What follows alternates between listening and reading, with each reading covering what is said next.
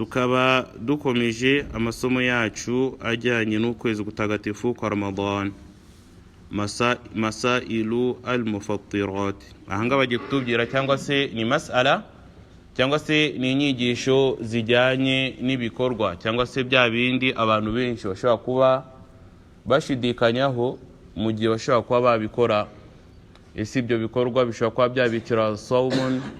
Ese ibyo bikorwa mu gihe baramuka babikoze, ese hari ibyo byaba bigabanyije mu bihembo by'igisibo cyabo?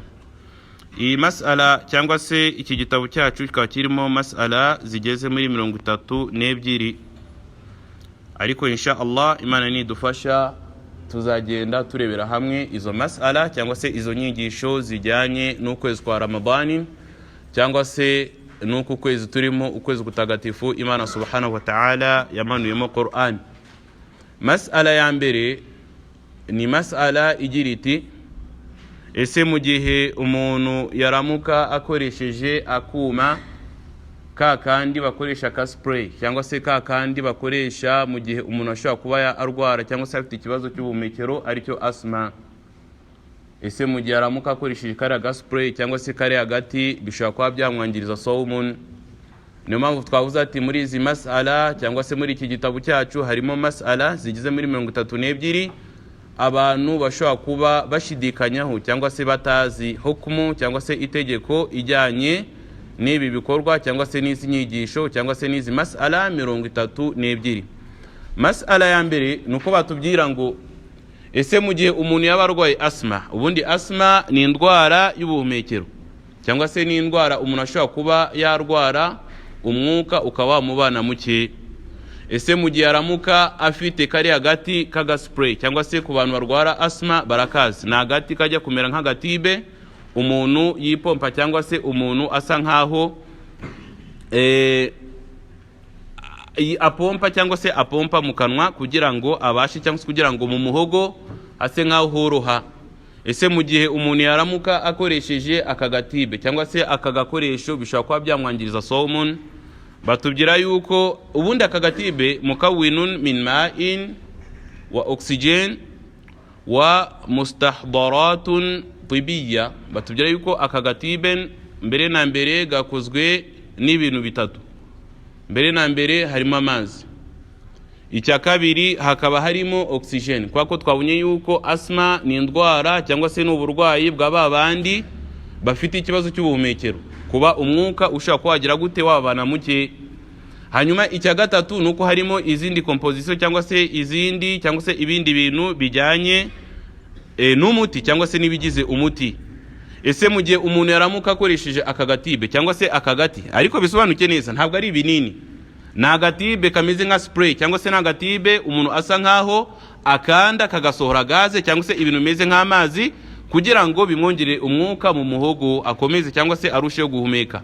Ese mu gihe umuntu aramuka akoresheje aka gatibe cyangwa se aka gati bishobora kuba byamwangiza sawmun? Batubwira yuko la yufattiru li'annahu laysa aklan wala sharuban. Batubwira yuko mu gihe umuntu yaramuka afite uburwayi bwa asma cyangwa se uburwayi bwo guhumeka akaba afite aka gatibe, mu gihe aramuka agakoresheje ntabwo byamwicira sawmun, kubera yuko aka gatibe cyangwa se uyu muti ntabwo ubarwa mu biribwa cyangwa se mu binyobwa, kwa ko twabonye yuko mu bintu byose bishobora kuba byakwangiza sawmun ni ikintu cyose cyamanutse kikagera he, kikagera mu nda. Ariko aka gatibe gasa nkaho iyo umuntu yagasprayinze cyangwa se umuntu yagakanzeho kagasohora uriya mwuka cyangwa se iriya gaze, usanga ugira gute ugarukira ahangaha mu muhogo.